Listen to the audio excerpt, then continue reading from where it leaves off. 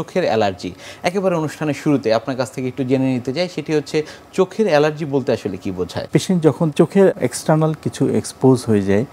তখন সেক্ষেত্রে চোখে কিছু সিমটম দেখা যায়, লাইক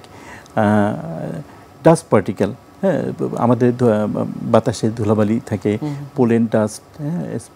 এগুলো হলে যখন চোখে গেলে তখন চোখের এক ধরনের রিয়াকশন হয়। অথবা আমি যখন কোনো কিছু খাবার, সিলেক্টিভ কিছু খাবার আছে, অনেকের এটা হয়, যেমন আমাদের দেশে খুব কমন ইলিশ মাছ, গরু মাংস, পুঁই শাক, হ্যাঁ, অনেকে মিষ্টি কুমড়া, এগুলোতে হয় অনেক সময়, গরু মাংস,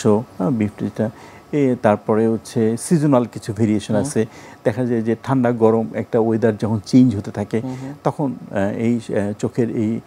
কিছু প্রবলেম দেখা দেয়, চোখের এই অ্যালার্জিটা এপিয়ার করে। চোখের অ্যালার্জির কি কি কারণে হয়ে থাকে? মোস্ট কমনলি বিশেষ করে বড়দের বেলায় দেখা যায় যে ধুলাবালিতে এক্সপোজ হলে, তারপর কিছু খাবার থাকে, সেই সিলেক্টিভ ওই যে ইলিশ মাছ, পুঁই শাক, গরু মাংস, হ্যাঁ, এরকম মিষ্টি কুমড়া এই জাতীয় কিছু খাবার খেলে অনেকের এই চোখের এই প্রবলেমগুলো হয়। তারপরে হচ্ছে দেখা যায় যে সিজন চেঞ্জের সময়, হ্যাঁ, ঠান্ডা গরম বা গরম ঠান্ডা, এই যখন পেশেন্ট যখন এক্সপোজ হতে থাকে তখন চোখের এই প্রবলেমগুলো দেখা দেয়। এবং আর মহিলাদের ক্ষেত্রে কিছু দেখা যায় যে চোখে কিছু তারা কসমেটিক ইউজ করে, মাস্কারা, তারপরে কাজল, হ্যাঁ, এইসব ক্ষেত্রে ইউজ করলে অনেকের চোখের অ্যালার্জি দেখা দিতে পারে। শিশুদের ক্ষেত্রে? বাচ্চাদের ক্ষেত্রে আসলে আমরা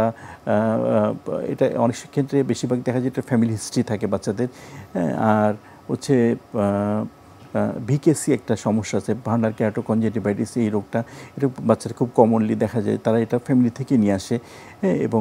দেখা যায় তার ডাস্ট পার্টিকেল, তারপরে দেখা যায় যে গ্রামের ক্ষেত্রে বাচ্চাদের অনেক সময় পুকুরে তারা গোসল করে,